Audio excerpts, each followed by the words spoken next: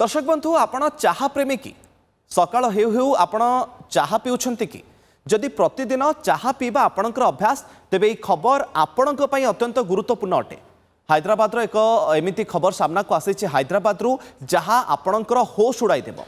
चा पत्ती मिसुछि नकली रंग। अनेक लोकंकर विश्वास जे चा पीले टिके फुर्ती लगे किंतु फुर्ती पई आमे व्यवहार करुथबा चा पत्ती भी कृत्रिम रंग मिसुछि। चा को गाढ़ रंग देवा लगी एथिरे कृत्रिम रंग मिसा जाउछि।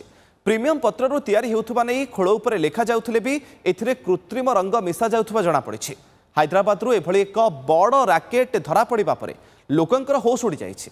हैदराबाद खाद्य अपमिश्रण सर्विलांस टीम सहरर 15टी स्थान में चढ़ाऊ करी प्राय 3000 किलोग्राम नकली चा पाउडर ता सहित कृत्रिम रंग एवं अन्यान्य सामग्री जबत करिछि।